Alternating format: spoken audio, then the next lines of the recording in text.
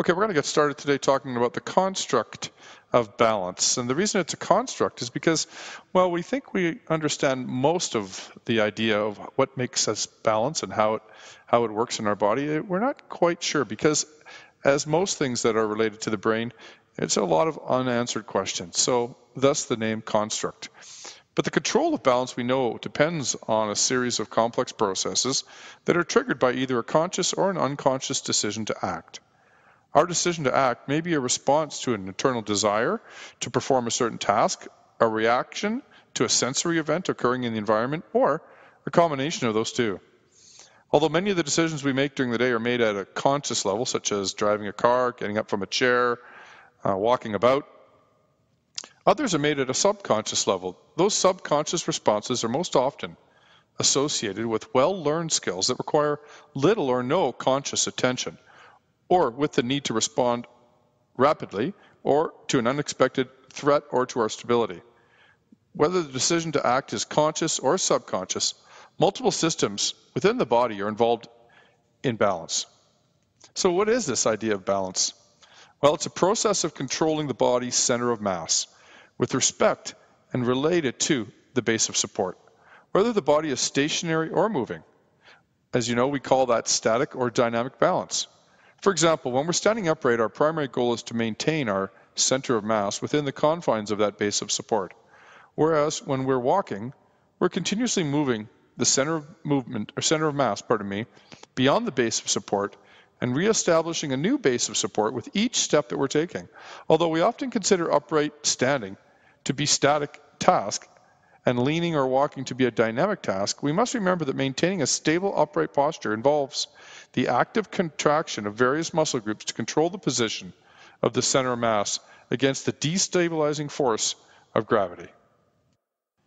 All right, before we talk about the multiple systems that contribute to balance and mobility, we're going to have to understand a few terms.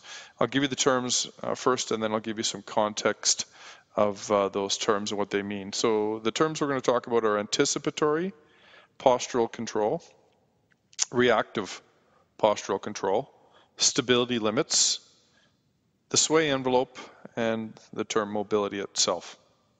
So many of our balance and mobility activities allow us to plan our actions in advance, but there are times when an unexpected event forces us to respond in a more subconscious way or more automatically.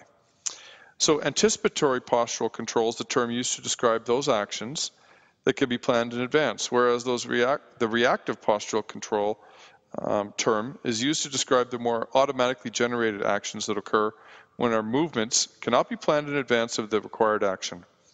Anticipatory postural control helps us to avoid obstacles in our path as we walk to school or maybe we go for a run down in Fish Creek Park. It also assists us in adapting our gait pattern as we move from one type of surface to the next.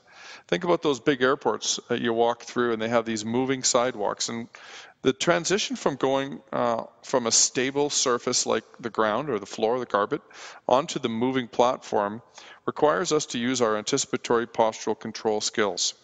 Not everybody is capable of doing that. You'll certainly see young children, both on those kinds of walking pedways and also on escalators, be very fearful of the fact that they're approaching a surface that they're unfamiliar with and that they haven't been able to acquire the necessary knowledge yet to be able to comfortably step without assistance onto that. In contrast, reactive postural control becomes necessary when we have to respond quickly to something that happens that we didn't expect. So if you've been walking along some time and all of a sudden there's a change in elevation in the sidewalk, or you've stepped off the curve, or you've been bumped in a crowd and you've been knocked off balance a little bit, being able to recover from that is an example of how we are using our reactive postural control. Created using Powtoon.